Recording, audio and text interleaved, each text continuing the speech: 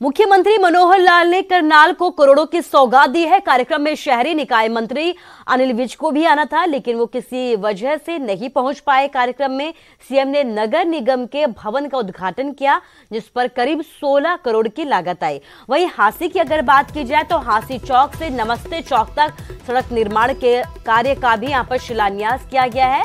CM ने कई पार्कों में ओपन एयर जिम का भी यहाँ पर उद्घाटन किया। ऑक्सीजन प्लांट, नागरिक अस्पताल नीलोखेड़ी का भी यहां पर उद्घाटन किया गया है और दूसरा प्लांट सामुदायिक स्वास्थ्य केंद्र घरोंडा का भी यहां पर उद्घाटन किया गया। अपनी पूरी शक्ति लगाकर, चाहे वो टाउन कंट्री प्लानिंग के डिपार्टमेंट के लोग थे, चाहे बिजली विभाग के थे, एचएसपी के थे, लघु सचिवालय, जिला अदालत, इन सब के कामों का भी इसमें उल्लेख है।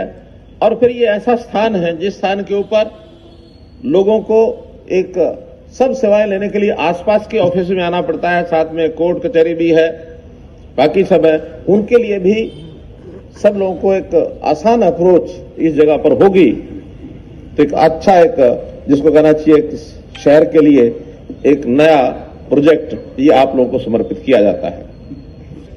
और शहर में कहीं भी कुछ घटित हो रहा है, ऐसा एक नेटवर्क सीसीटीवी कैमरास के माध्यम से पूरी, जिसको कहना चाहिए, नजर रखी जाएगी। क्या भविष्य में चौटाला परिवार एक होगा? ये सवाल इसलिए उठ रहे हैं क्योंकि अजय चौटाला ने इसके संकेत दिए हैं। जेजेपी 9 दिसंबर को झज्जर में होने वाली रैली की तैयारियों में जुटी है।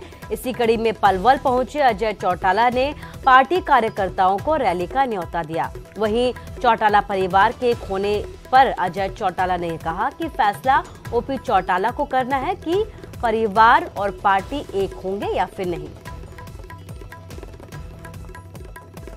अगर वो अपनी बात पर पुनर्विचार करेंगे तो हम भी सोचेंगे।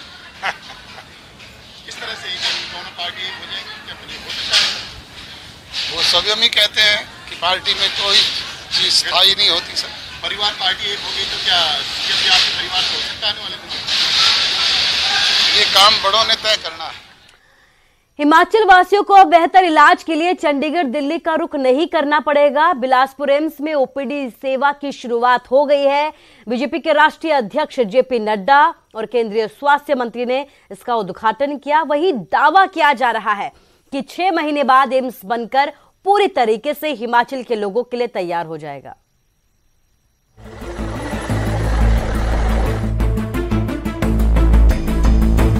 बिलासपुर एम्स में ओपीडी सेवा की शुरुआत हो गई है। बीजेपी राष्ट्रीय अध्यक्ष जेपी नड्डा ने इसका उद्घाटन किया।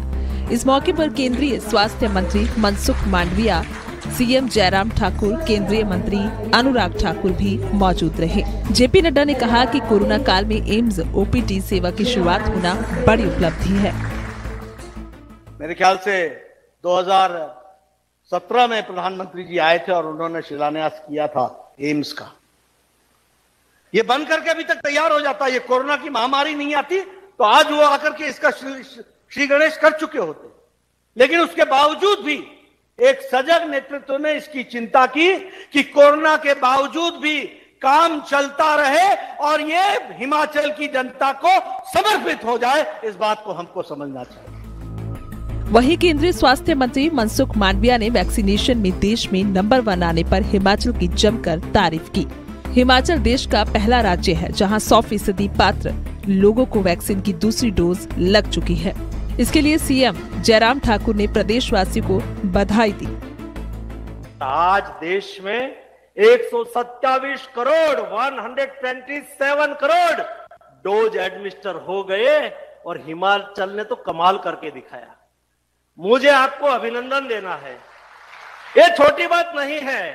जब जनता और सरकार तालमेल के साथ काम करती है ना, जयराम जी कहते थे स्टेट हमारा छोटा है लेकिन आपका स्टेट छोटा अवश्य है लेकिन कमाल का काम करता है। सेकंड डोज पूरा करने वाला किन्नौर जिला जो बहुत कठिन है, दुर्गम है, ट्राइबल है, उसने पहला स्थान हासिल किया।